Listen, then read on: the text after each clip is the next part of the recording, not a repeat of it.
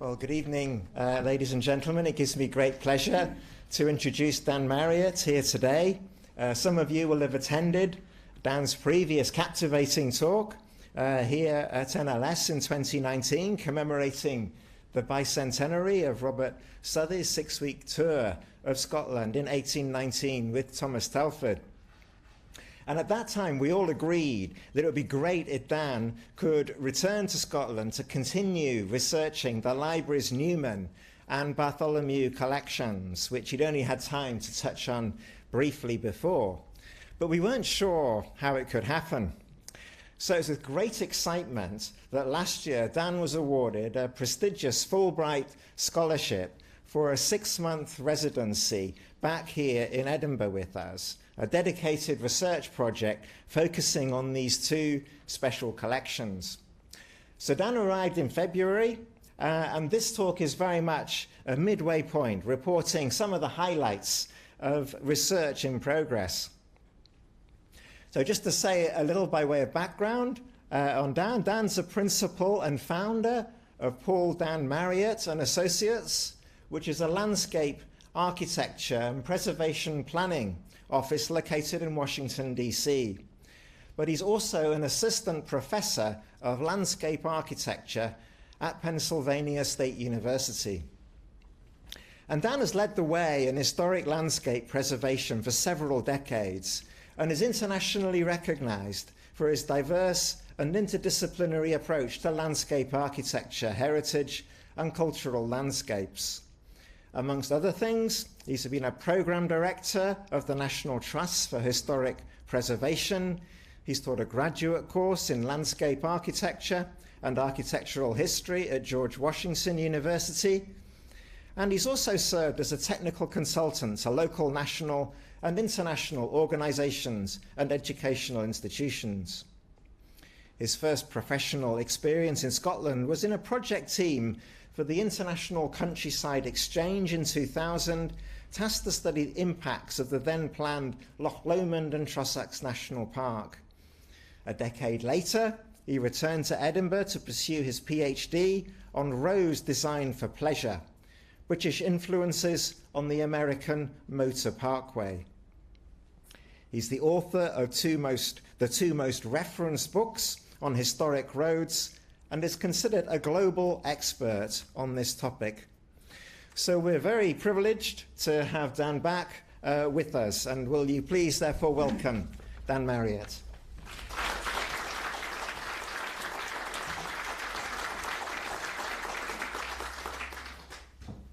Thank you, Chris, for that very warm introduction.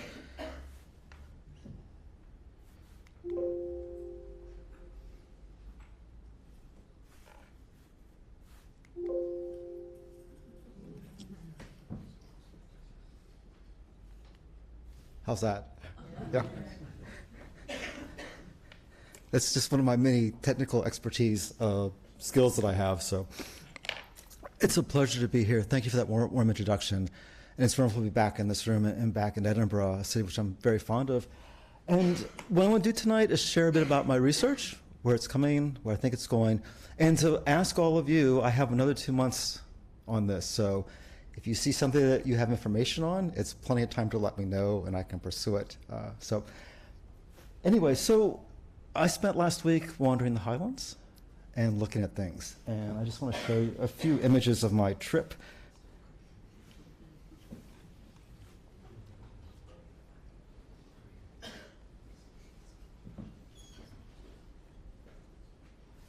My focus from the Telford Southey tour that Chris mentioned was looking at Speyside on this trip and following very closely the trip that Thomas Telford, the great civil engineer, and Robert Southey, the poet laureate, took. So I had this focus on Speyside.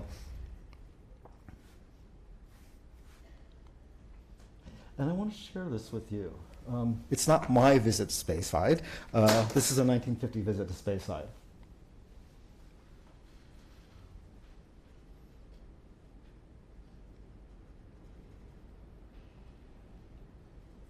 You can hear the water rushing, can't you?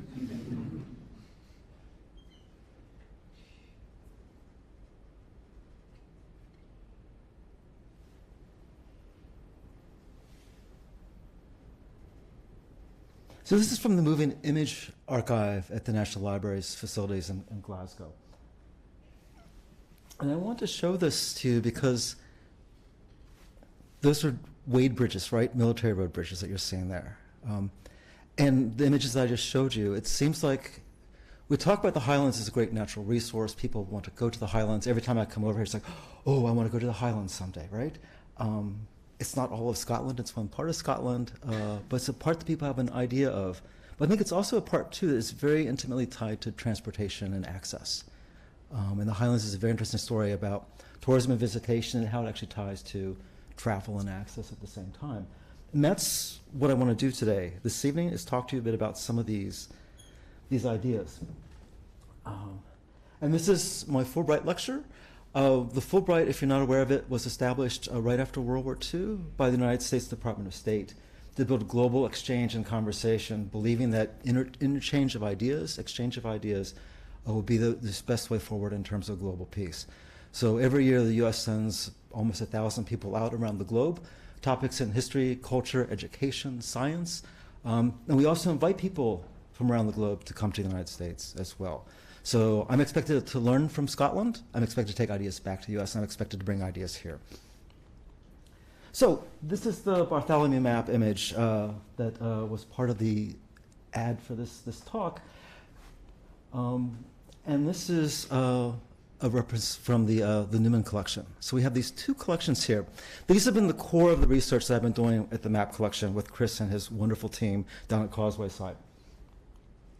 So you ready to go for a journey? Because we're going to cover a lot of territory this evening, all right? So Bartholomew maps, I'm sure many of you are familiar with them. They were based here in Edinburgh, and their offices were right behind where the NLS map collection is right now, which is really terrific. But I love these richly textured, colorful images that suggest this idea of travel and leisure, right, in Scotland, in the Highlands. These are very typical. And look at this. They're gorgeous. They're saturated. She seems to be less interested in the car. I'm not sure. Or maybe the midges are out and they just think they got photoshopped out, right? But look at this one too, in terms of tourist maps. I like this one a lot. One, it's clearly saying that Bartholomew is contributing and being part of this idea of motor tourism, right? This idea of getting in a vehicle and driving to engage with the landscape. But let's zoom in on this. Look at this. It's kind of a dark, foreboding landscape. Look how bright and cheerful these earlier images were, right? It's sunny, it's all happy. It's like today, which I'm really glad you're here this evening. This is a bit dark and foreboding, but what's illuminated is the road, right? It's this idea of the road as the way that you can find your way through these unknown landscapes, these landscapes of mystery. And look closely here. Everyone has a Bartholomew's map. They're all carefully studying these. So if you're staying with Bartholomew, you'll be just fine. This is probably my favorite image from the collection. I just love this. Also, notice too, you can see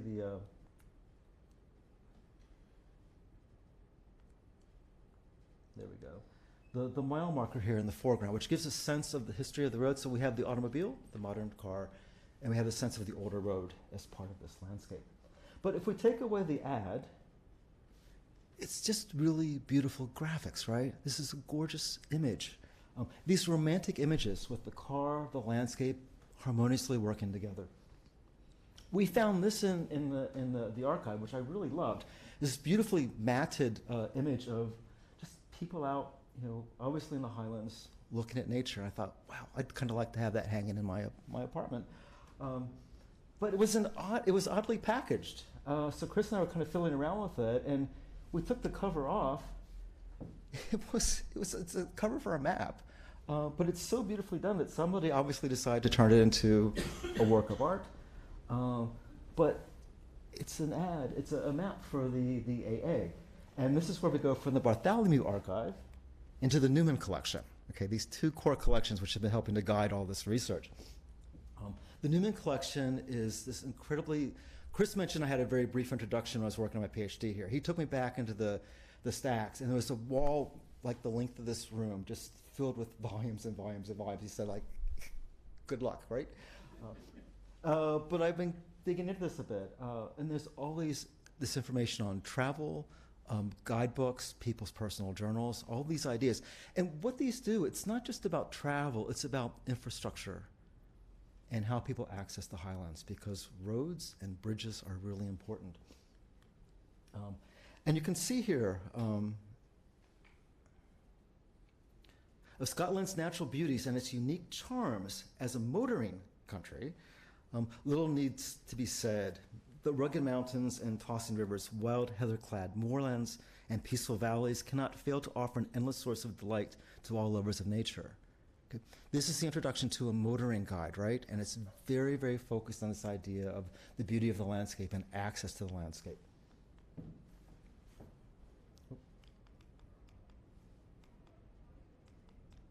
Just pretend you didn't see that. So the AA had offices on Princess Street. It's right there. It's also available if anyone's interested. So they were prominently located. The new motor car, we're investing a lot in it, and this idea of resources and infrastructure to support people. If you were traveling, you were part of the AA, you could stop there. There was a place where you could write letters. They had stationery for you, refreshments, a place to rest, rooms to stay overnight. This whole idea of motoring and what was needed, this whole new infrastructure at the dawn of the 20th century. And within this book, which is a lot about 6 miles to here, 7 miles to there, it's a very clinical book moving you through the landscape with landmarks. But there's all these little vignettes as you go through these different parts of the nation, showing these wonderful little views, which are views that people will be looking at toward in terms of tourism and visitation, right? And look how many of these have to do with bridges. Bridges are such a large part of the vocabulary of the Highlands. Okay. It's a little creepy, isn't it? But this idea, I think we tend to think 19th century horse and carriage, 20th century car, but there's a whole transition period. It doesn't change overnight. Automobiles are early on used for people of wealth, and they're almost uniformly used for pleasure touring and driving. And this is a wonderful image here. This is the Badminton Library of Sports and Pastimes. They put out all these volumes over a number of years. Badminton, tennis, fishing, hiking, all focused publications. And you could have this library, and whatever you were interested in terms of sports or recreation, you could pull up a volume and learn all about it and become an expert. And they decided in 1902 they should have one on motors and motor driving, because automobile is viewed as a recreational activity by many people at this point. And it's a way to get out into the landscape for pleasure driving. It's also interesting, too, you'll notice there's a woman driving the car in this image as well, which we don't see a lot of in these early images. And I like this. Even Dr. Johnson, as in Johnson and Boswell's great tour, thought that nothing was so delightful as the rapid motion of the post-chaise. I should like to have given the sage a lift in a motor car and gained for the world the testimony to a sensation of delight by a philosopher theretofore undreamt of in his philosophy. So this idea, historically, of people finding delight in moving through the landscape in a vehicle, this is a very modern new concept. Modern roads and travel.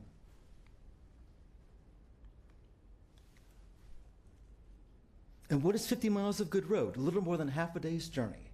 Yes, I call it a very easy distance. This is a remarkable change in society and mobility in the landscape. The times have changed in nothing more than the rapid conveyance of intelligence and communication betwixt one part of Scotland and another. The ability to move information, the Royal Mail, the nation is connected up right now. People are circulating and moving rapidly, and it's transformative. 3 things happen at the end of the 18th century. There's a convergence, if you will. Modern road making, the ability to build modern roads. Telford and Macadam, both Scots, lead the way to that we still build roads today with these very carefully graded courses of gravel that are built up and well drained. It's the first major change in road building since the Roman period. The picturesque movement, scenery and landscapes. The Highlands in the beginning of the 18th century described as foreboding, dark, fearful, unsafe. You don't want to go there. And by the end of the 18th century, they're magic, they're picturesque. This whole new term, picturesque, about this idea of rough and beautiful landscape, craggy rocks, twisted trees because of the winds blowing off of the North Sea. It's a whole new way of thinking about the landscape. It's also transformative. And then lastly, which we don't think about as much, is carriage design. Traveling in a wheeled vehicle until the end of the 18th century was really not a good idea. They were inherently unsafe, especially in a place like the Highlands with steep hills. Roll back and roll forward, there was no reliable braking system. If you were in a level area, they were notoriously uncomfortable. With the Industrial Revolution, we have safe braking and we have comfortable suspension. So there's this rise all of a sudden in pleasure driving. You can't go pleasure driving on an uncomfortable rough road. We have modern roads now. There's no point going up into the Highlands if they're foreboding, fearful, dark, mysterious, but now they're picturesque. And you're going to do it in a vehicle of comfort now. Sit back, enjoy, and watch the landscape roll by. And you can see here, by 1796, and this is an important date in just a second, the idea of the modern carriage. Okay, it's being proclaimed by a carriage maker in London. This is the age of the modern vehicle, this new freedom. So driving for pleasure is the idea of doing a drive which has no useful purpose historically. Okay, commerce, pilgrimage, military, going and looking at the landscape, with that being the goal, that being the destination being the trip itself, is a whole different way of thinking. And I was experiencing that the last week wandering through the Highlands, looking at scenery. If you travel for pleasure, you need not be in such haste. And these are the words of the Honorable Mrs. Murray of Kensington. And she wrote 3 volumes on the beauties of Scotland. Has anybody read Mrs. Murray at all? Okay, you should, but don't take my reserved copy out right now, okay? So this is not Mrs. Murray. Like many of them in this period, there's not a whole lot of information on her life. We believe that she ran a school. She married twice later in life, and she had a house in Kensington. But she has some of the most incredible observations I've ever read on the Highlands, and I think you'll find as well a keen understanding of transportation and circulation. So what I did, you don't want to look at a gray silhouette all evening, right? You know, this blob, had these great ideas. So I wanted to do this because I like her so much. When I have my famous dinner party, she's coming. So this is a portrait of an unknown woman in the 1790s, which is when she's traveling in Scotland. So it's possible it's her because we don't have a picture of her. Right? So for tonight, this is Mrs. Murray, all right? I hope you like her. I need to share this with you because she's an incredible writer, and every word has meaning in it. So you really need to go through her very, very carefully because there's so many layers of depth in her writing. Before I proceed, I will inform you that I think I have seen Scotland and its natural beauties more completely than any other individual. That's a pretty powerful statement. And she has 3 successful books that come out of this, so she lives up to it. I was alone. She had a maid and someone to drive her carriage, but in this period, she was alone. Nor did I limit myself as to time. So she's spending months up here wandering around. I took great pains to see everything we're seeing and perhaps had better opportunities than most other travelers. She's wealthy, she's recognizing that. Of exploring almost every famous glen, mountain pass, and cataract by having a great many good and kind friends in Perthshire and other parts of the Highlands whose hospitality and kindness are stamped upon my heart and will not be forgotten by my pen when I describe the country. That's a very nice start out for all this. And you see all the people that she meets as you go through these journals. So this is when she won my heart over. St. Andrew's Square is grand, but Queen Street beats all the other parts of the town. It is a road rather than a street. During this period, what we call things that we move across, there's lots of very specific terminology. Street, road, avenue, lane, these all have very particular meanings. And Queen Street technically is, by the park, a road because there's only architecture on one side of it. So right away she's letting us know, I know what's going on with transportation, okay? The front of the houses, however, in Queen Street are not so complete as those in St. Andrew's Square because they are not all finished of hewn stone. The rough stone looks unhandsome, much like a comely face pitted with the smallpox. So I'm a bit skeptical. I consider myself to have a very good design eye. And as soon as I read this, I wandered up to Queen Street one evening to take a look. And she's right. And I can't believe I missed this. She has such good observational skills. So then I go back to my neighborhood, Drummond Place on the square. You can see how fine the stone is there on the left.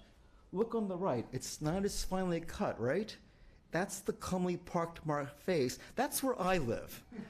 And suddenly I feel so much lesser in the new town now because I have smallpox facade.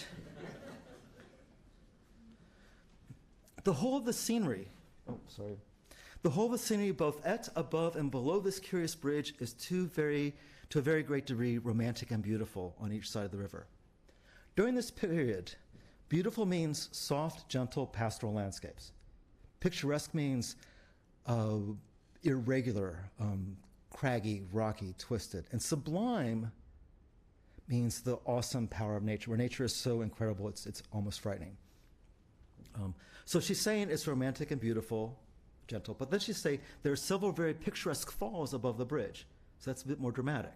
Particularly where huge, broken and projecting rocks impede the course of the water and luxuriant wood hanging over them, listening, as it were, to the loud thumping of the devil's mill nearby.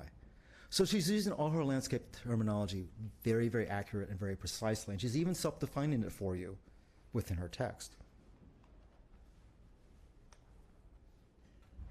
When at La Catrine, at the foot of which you must quit the carriage, take care your horses do not get bogged, as mine did, whilst the driver was staring at the wonders of the Trossachs. What I like about this is she's a woman of privilege, but she's a very kind woman, and she talks oftentimes about people helping her out and trying to find the most appropriate way to thank them without being overbearing or anything like that.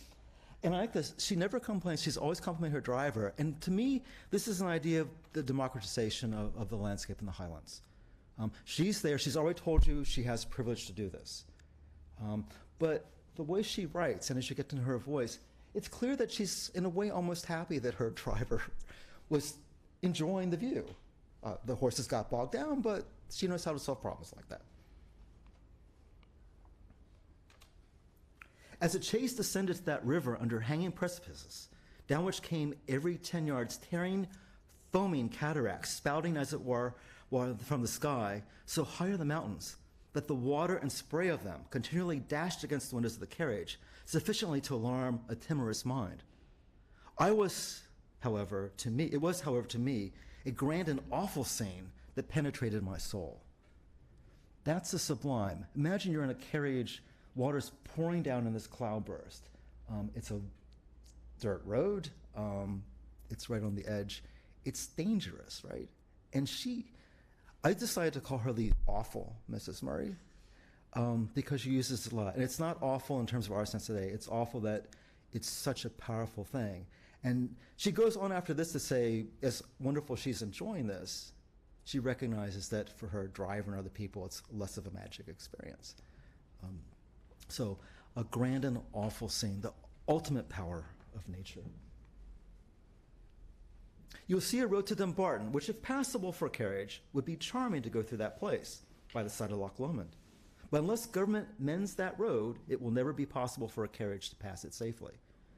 So she's looking ahead at different resources too. She's just not following the path. She's looking at other resources that can make access, travel, visiting the Highlands more interesting, more comfortable, more accessible. And she's putting these ideas in here, which is not unlike other people during this period. William Gilpin, the guy who really first establishes the idea of the picturesque, is doing this just about 10 years earlier. A circuit around the lake naturally suggests the visionary idea of improving it. So he's looking at places in the landscape as well where he has these ideas. This could be more accessible. And this idea of presenting it in such a way, could you actually design a road a certain way that not just accidentally, but specifically showcases views, vistas, and aspects of the landscape? And this is our last little comment from Murray. All roads in such mountainous regions are continually torn away by violent torrents and require constant repair. The road between Killen and Tyndrum was, in 1796, getting a very thorough repair. And at unsound parts of the moors, they were turning it, forming arches in some places and leveling others, so that by this time, when you're reading this 3 years later, that 18 miles may be as fine as any road in the Highlands. So she's commenting on the road construction right now, the investment in the Highlands while she's actually traveling in 1796. Forming arches means they're building the road up so it's well drained, and leveling others is to make it just a more even travel surface. So she's very specific about what's happening in terms of the road. She knows that her journey is dependent on moving her carriage through this, and she sees these opportunities not just for Loch Lomond in a more interesting view, but also just the ease and safety, which she comments on often, of moving through the landscape. So I've been trying to find the intersection between transportation and travel in the Highlands. And there's lots of things where I can sort of connect the dots through my own perspective, but the reality is she does it for us. Her final book, her final guide in 1810, what she does is she includes an update from the Commission for Highland Roads and Bridges in her final volume, and makes a very great statement in the preface to the book that there's updated information. The most modern information on the road constructions improvements are in this volume. So it's a book about traveling, the beauties of Scotland, and she sees the direct tie to the infrastructure. Of course, the Highlands roads and bridges were being built to spur economic development, stop depopulation, all the things that we think about in terms of investments. But it also had a huge influence on travel and tourism, providing access for people. And we see tourism rising rapidly during this era as well, especially with the Napoleonic Wars and domestic travel as well. So she's doing this, and she's referencing the authority in terms of what's being built, what's going to be built, and where it's going.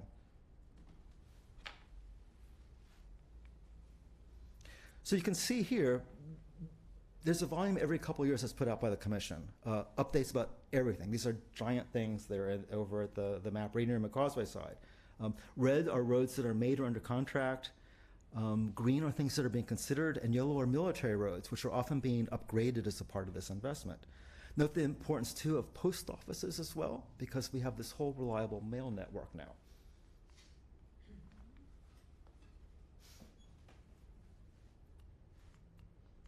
Sorry, we got that right? Did I skip over that one? Thanks, sorry.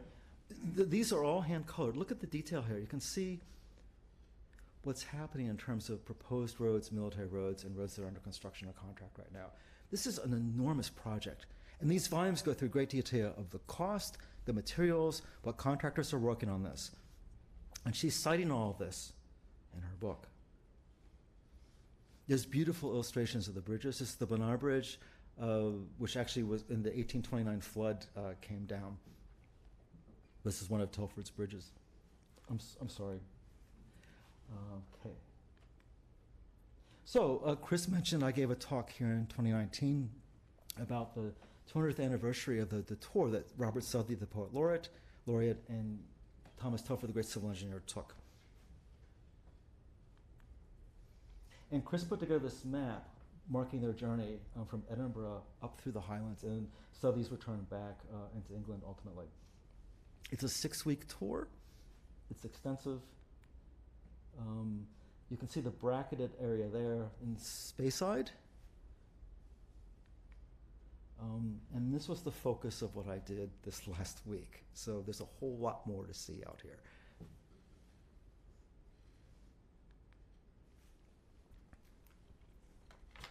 So we're going to pick up their tour at Fokabers and look at how they're moving through here.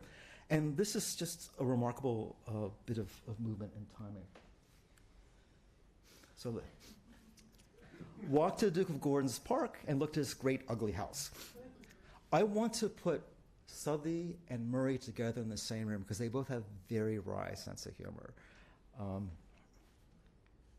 And you can decide.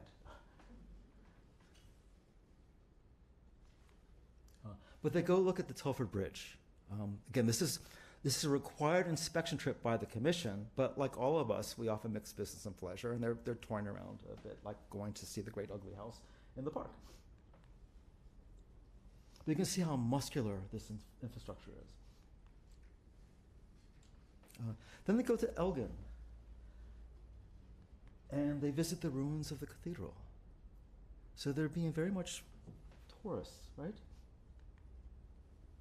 But I love this. This is the chapter house. And Southey goes up on the roof. And there's a humanity in these journals. You get to know these people, which is why I'm inviting them all to dinner at some point. We went on the roof. One of the symptoms which I perceive in myself of declining life is that such places make me giddy, and I can no longer rely upon myself among crags and steep places as I'm used to do. Southey's in his late 40s right now. He's seeing. So I made a point of climbing the cathedral stairs to prove that I could do it as well.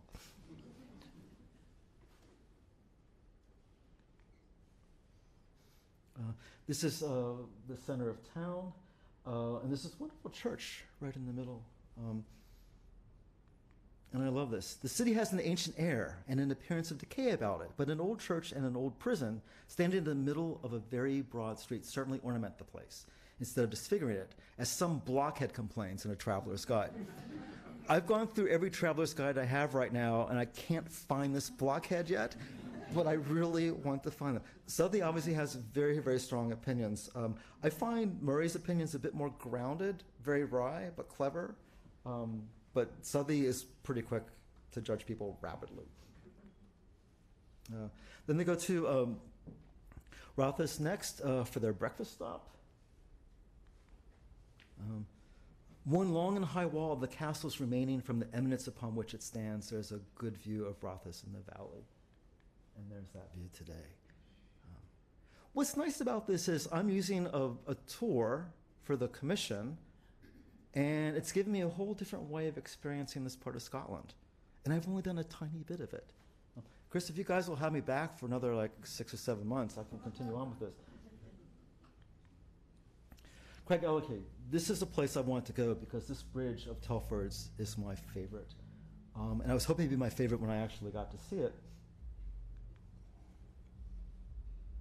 It began to rain when we renewed our journey, but it held up before we had advanced 2 miles when we came upon the Craigellachie Bridge, one of Telford's works, and a noble work it is. So this is the road they would have taken on the way into town to get to the bridge. Okay, so you can see it here in context. It's very, there's a steep cliff here on the right side. And we come up with a very tight turn at the other end. There you get to see a sense of the bridge and the river. The road brings the traveler by a short tour to the 2 short turrets at the entrance of the bridge. On this side, that being on the right side, they are merely ornamental. On the other, their weight is necessary for the abutment. The bridge is of iron, beautifully light, in a situation where the utility of lightness is instantly perceived. So, Southey comments a lot about the difficulty with budget and how much money there is, and there's never enough. Does any of this sound familiar with infrastructure projects? Okay. There's no need for the tower on the right side because you have the rock ledge there. The bridge is resting on the rock. You need the towers on the other side to support the weight of the bridge. Now picture this with the towers on the one side gone. It just doesn't work, right? Now, having been there now, you see the towers going down deep to the ground here. They don't go down that far after they were built. They obviously did a little bit of budget management, right? You can hear the conversation from the commission. It's too much money, those towers are useless. Telford's like, I want the towers because it visually balances the bridge. Who cares about visual balance? This is about transportation moving people through the landscape, right? It goes back and forth and back and forth. So the towers now on the right side are much shorter, but they're very nicely disguised. So you still get that sense of 2 towers. They're just not as large. So I think Telford did quite a good job with that. Now, I love this from Southey. The only defect, and a sad one it is that the railing, for the sake of paltry economy, is one of the meanest possible form, and therefore altogether out of character with the rest of the ironwork, that being beautiful from its complexity and lightness. But this farthing wisdom must now appear in everything the government undertakes. So if you're frustrated with something, if the road's not moving easily to Glasgow, why just have this in the back of your mind, right? Okay, nothing changes in transportation.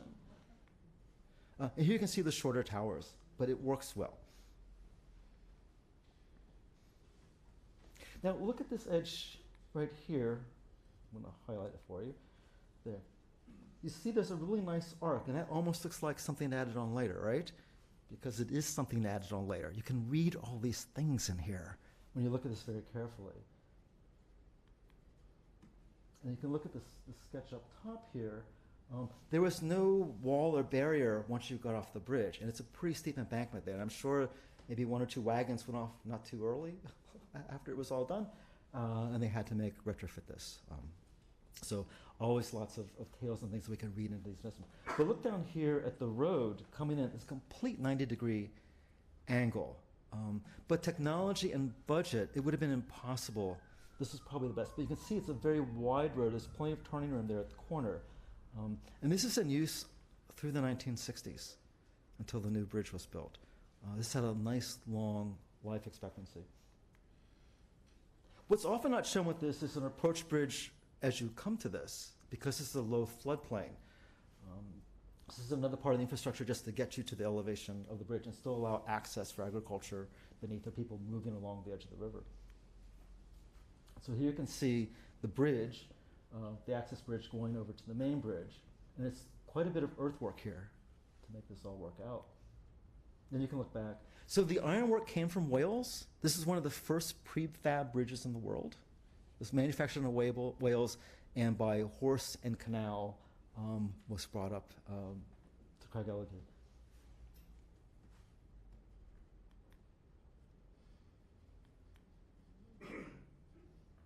Now you see, look, you can see the line here.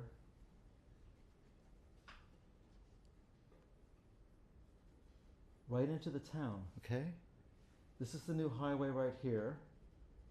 And this embankment just kind of drops over top of it. But you can see from this old photo that we found in the Elgin Museum, the bridge is here. There's a bit of a saddle here, and then there's a railway right here as well. So there's the high bridge here, the saddle down, and the bridge there. So you came across and you swept right over and right into the town.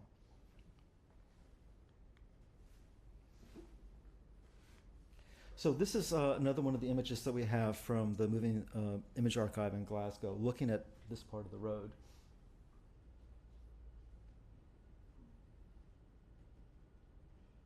Again, 1950. This is still the main road. It's the main bridge.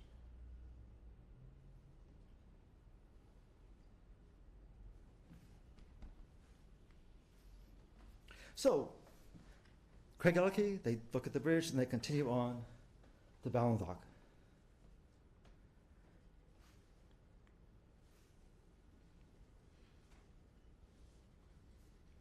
From there we proceeded 12 miles up the Spey by a county road, tolerably good in comparison with ordinary roads, but then suddenly goes on and complains about that nonetheless, which is what those little dots are for. Near Inveron Turnpike, we turn aside to Ballinlough, the residence of Mr. Macpherson Grant. And this is the gates that Southey and Telford would have gone through approaching the castle. He's a very domestic and useful man and has been the great promoter of roads in this part of the country. We see different people in the Highlands really actively promoting good roads and arguing for investment, even fronting some of their own money and working out agreements to pay. The bridge in Dunkeld, local people were paying for part of the bridge in Dunkeld in addition to the commission. So people see the value of modern roads in terms of access. And again, this is all helping spur tourism as well, which people weren't thinking about at this particular moment. So here we see the castle. He showed us a portrait of General Wade with a blue velvet robe over his breastplate and a wig. The countenance mild and pleasing, by no means deficient of intellect, but not indicating a strong mind. So you'll see as we go along this tour here, Southey's not a big fan of General Wade's bridges at all. So they head on their way. The Avon joins the Spey in his grounds, and Mr. T has saved from ruin a bridge over it. It's likely a Wade bridge. And you can see the iron bars that were put through This goes back to ancient times to reinforce masonry. So there's iron bars that go through, they're bolted. And masonry tends to bow and come at the sides if it's not well built or even just over time. So obviously Telford has helped to save the bridge here. From this bridge, his road begins, that meaning Telford's road, and we followed it 12 miles to Grantown. And we can look at the maps now and find out how much this is on the exact original alignment and how much this is a modern update. But the corridor of the road from A to B still exists, and there's still a single road that runs through it. So just like Murray talking about some of these details, Southey's doing the same thing as well. One of his rules, that being Telford, is the road always be defined. Toward the hill, there is a low stone line. If the hill be cut away, it is walled a few feet up, then sloped, and the slope turfed. If there be no slope, a shelf must be left so that no rubbish may come down upon the road. This road is nearly as perfect as possible. That's Southey now, the guy that's complaining about a lot of stuff. So when he says stuff like this, you kind of sit up and pay attention to it. So this is the level of detail that Telford puts into his work. And one of the things that we're finding as well with some of this research is, and I was talking to some folks at the University of the Highlands Islands about the fact that lots of times people come into the Highlands to solve problems, but they don't really listen to people locally. And Telford, as a local person, there's all kinds of illustrations of him talking to people, asking questions. So, it's times where he's made changes to the plans based on what local people had said, based on weather materials and things like that. So you get a sense of this project that's successful, not just because of the brilliance of Telford, but also because he's listening to local knowledge as well. Again, something we don't always do today, and sometimes things that transportations don't always do today. Here you see an example of these walls are still there. They were so well constructed. So the next time you're driving, so we get to Grantown on Spey, and you see the bridge. Like all the General's bridges, it was miserably constructed. There are tremendous cracks in two of the arches, which Telford, of course, has to fix. So it's not overly attractive, but it's a whole different story now, right?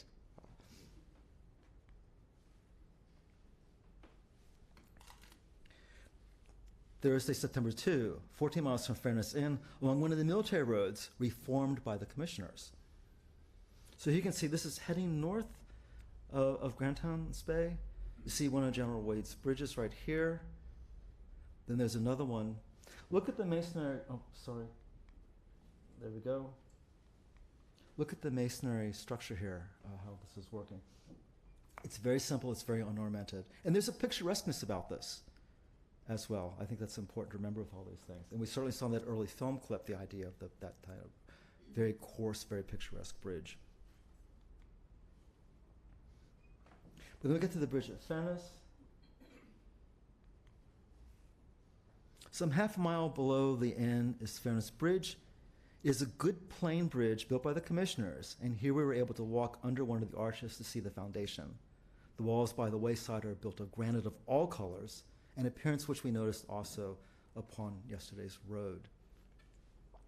So again, more details from Southey. And this is not as ornamented. This is not a Telford bridge. This is a commission bridge. Telford has the larger oversight. Some bridges he's very much involved with, other bridges.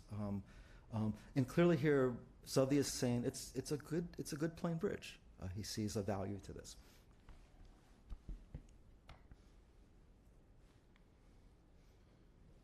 There you can see that down below. And another shot of this. It's very hard to get down here, by the way. I slid part way down the hill, so I hope you enjoy the photos. So that's where we're ending the tour. There's a lot more way to go, but I just want to give that little bit of Speyside. And imagine these stories, these anecdotes, these constructions, this investment, this engineering. Every one of these miles across this enormous journey, there are all these stories about engagement and this investment in infrastructure and the future of the Highlands. And it's something that it's still, I think it's almost so much a part of the everyday idea of travel here. I think sometimes people forget how remarkable this is. So Dunkeld, the bridge is one of Telford's works and one of the finest in Scotland. And what Telford does on this bridge, he's very good with shadows. There's a shadow line here. So these, again, complaining about the lack of money. And it would have been really nice to have a balustrade on this bridge, but that was beyond the budget. So Telford, by just changing the structure of the stone, creates shadow lines, which helps to provide more depth and more richness to the beauty of the bridge without spending a lot of money. And that's what I'd like to wind down here with some ideas for you to be thinking about. This isn't just looking backwards, this is also looking forwards. There's never enough money, that's too expensive, it's not relevant to our mission, right? Decoration on the side of the road is not relevant to moving vehicles. But Telford shows us how to do this. So this is a roundel right here, it's just an architectural detail. This is just a little bit of extra stonework. It's not, doesn't change the structure, doesn't change the function, but notice how it breaks down the overall mass of all this bunch of stone. The stones are also a little bit larger in the center than they are here, so it changes, it looks a little bit finer in terms of its detail. And look at the stones here along the edge. You see these nice shadow lines here. So from a distance, the bridge looks more sculptural and more interesting.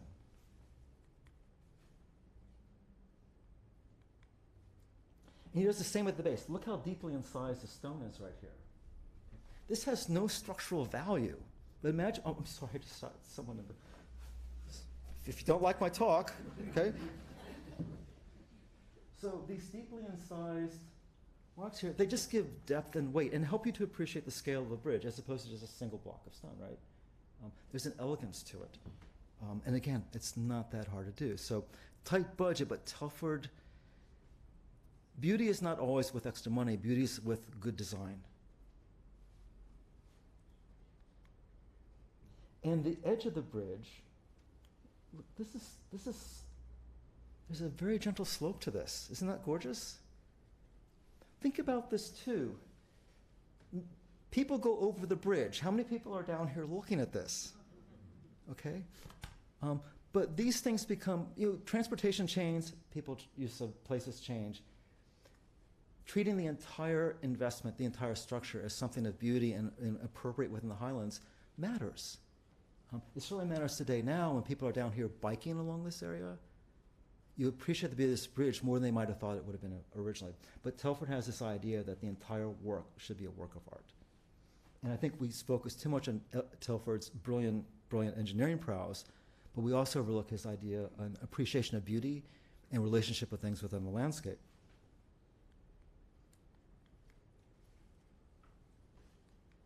So I just want to close out here with a few things for you to think about.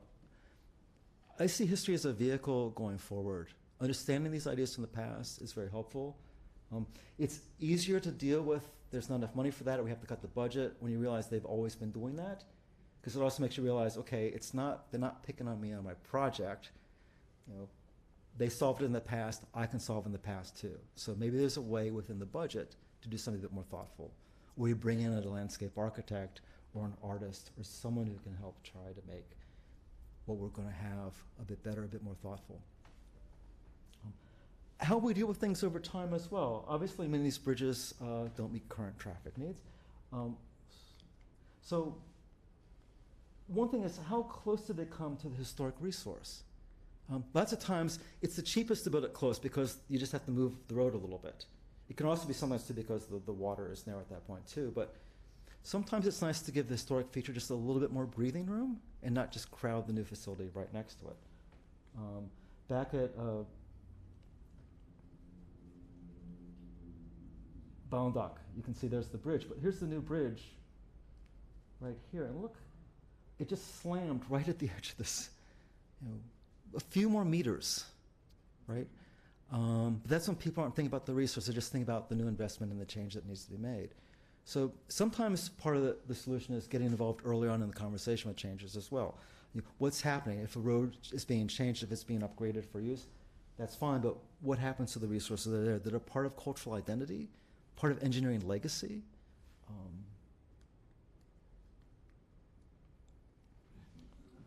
Yeah, I know. I showed this one earlier, but I didn't show this because the earlier picture I showed you was picturesque, right? The van kind of ruins it.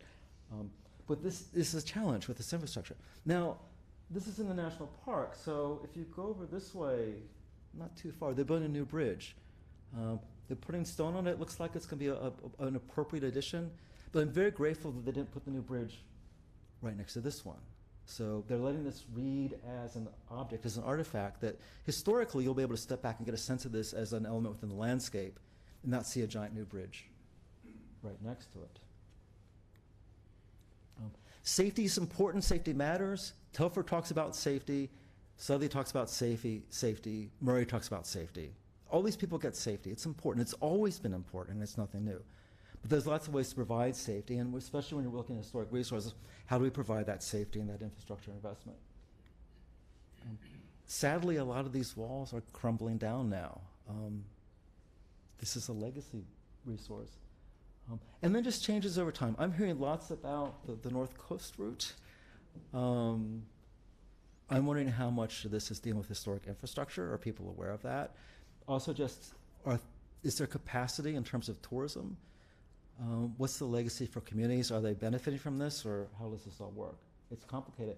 It's also pushing traffic, and sometimes you put more traffic on roads that are functioning fine and safe now with historic bridges, then suddenly there's too many motor vehicles, recreational vehicles, and all that, and then the bridges become a problem all of a sudden. But it's not the bridge's problem, it's the fact that we've suddenly told everyone to drive over that bridge, perhaps. I got to go up to Orkney mainland as part of this trip, too. I've covered a bit of territory. And just looking at the intensity of tourism on facilities that are not always equipped to handle it. And some of these resources, this is a stone circle that we never even got to just because there are too many people there, or historic bridges. They're available and accessible most of the time. What's the impact on these in terms of legacy as they become more and more marketed? So, a few just final images, military roads. This idea of the landscape and moving through the landscape. I wanted this, right? This was my Highland experience, and I got it. I was glad the mist was rolling down the hill. And in little spots, too, along the River Avon, for example. I love this. This is a railway bridge right here. Again, that's a nice investment in railway infrastructure, right? So this raises the question as I wind this up, where are we going? What I'm hoping is that you'll realize that there's a lot of rich legacy in terms of ideas and information here that's not just good about looking backwards, but also looking forwards. And the National Library is a tremendous resource that you have. Your map collection here is world-renowned. The Moving Picture Archive in Glasgow is, I can't wait to dig into more of that and look at the auto age overlapped in all this. All the resources within this institution are very fine for you. So take advantage of it, not just to look at something from the past, but use it as a tool looking at the future of your community, your nation. So I'll leave you with Bartholomew, and I'll say thank you very much with that last image. Thank you.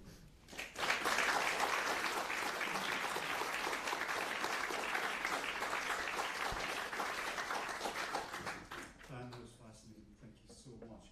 We've got some time for a couple of questions. Does anybody in the audience have a question for Dan? Are you just thinking, going over the bridge the next time you're actually going to look at the bridge and not things in front of it? Do we have anything? Yeah, well, If you can just use that so that we can thank you. I was just wondering if maps are dead now.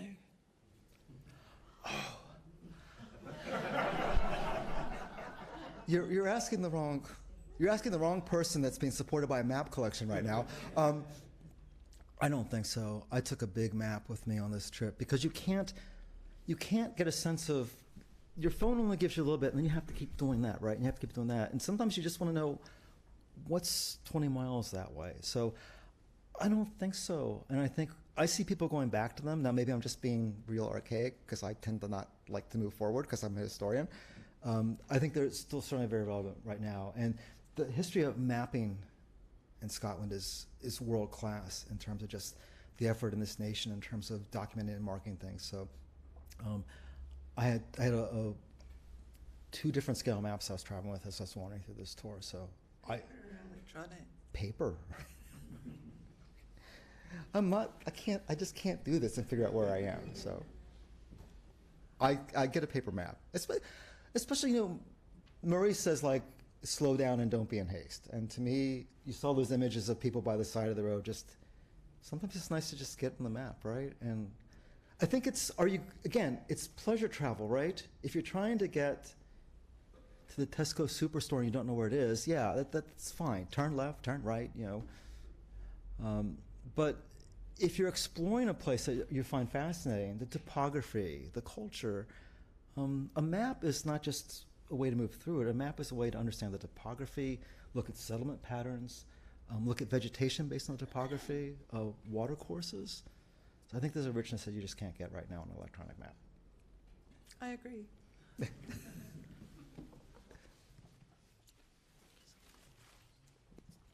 Hi, how much was the care and attention put into the bridges and the safety design appreciated at the time? So, for example, did the Bartholomew guides show those aspects? So they definitely seem to show the beautiful landscape.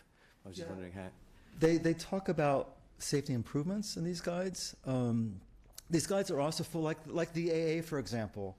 It was the same in the United States. In the early days of motoring, it was civic organizations that provided signage and information.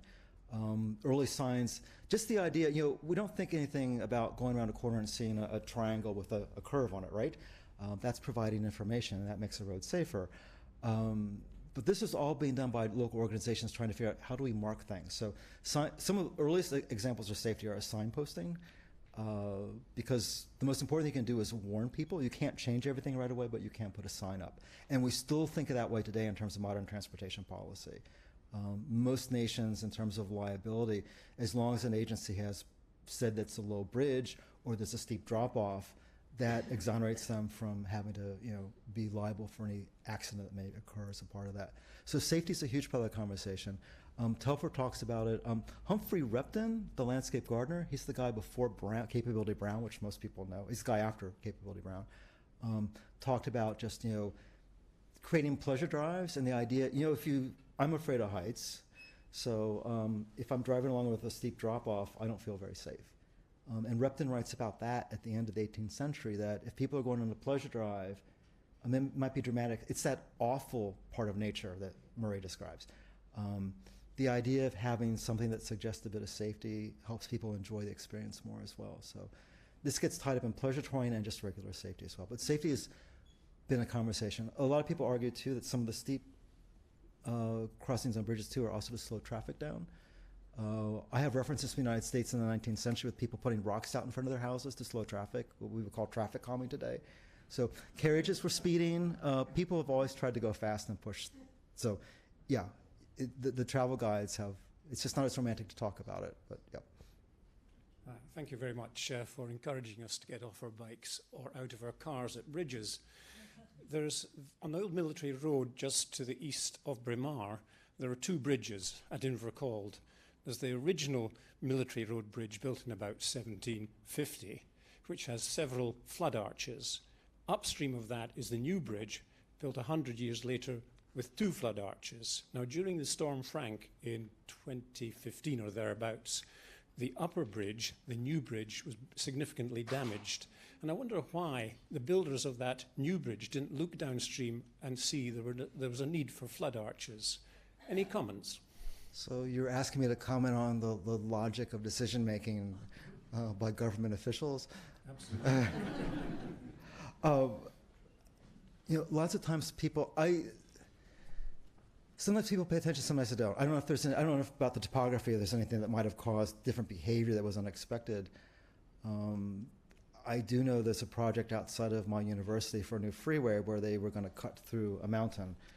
All the geologists at the university said if you do that, you're going to release all kinds of toxins and dangerous chemicals and minerals.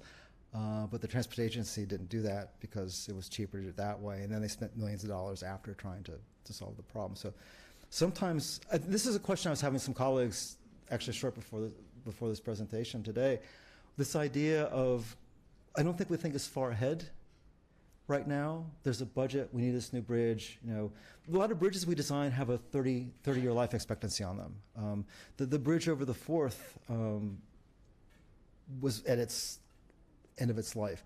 So the idea of thinking ahead and planning ahead, it's cheaper to build it quickly, but I think the Highland Commission was building for longevity, which is why some of these also complain about some of the aesthetics of it as well. Like, we're building this for forever, so let's do it right the first time out. That's all I can answer. That's my best guess. I was impressed that the bridge built in 1750 sustained the storm. Maybe it was protected by an upstream bridge, which had a dampening effect on water flow. I want to know more about this. Next trip. Next trip. Ladies and gentlemen, I need to bring this evening's talk to a close. All I can say is I hope you've enjoyed the journey this evening half as much as I have. Thank you, as always, for coming across and supporting us here at the library. Thank you, Chris, for your introduction. Thank you, everybody that's been YouTubing in live tonight. And please join me in thanking Dan for such a lovely talk. Thank you.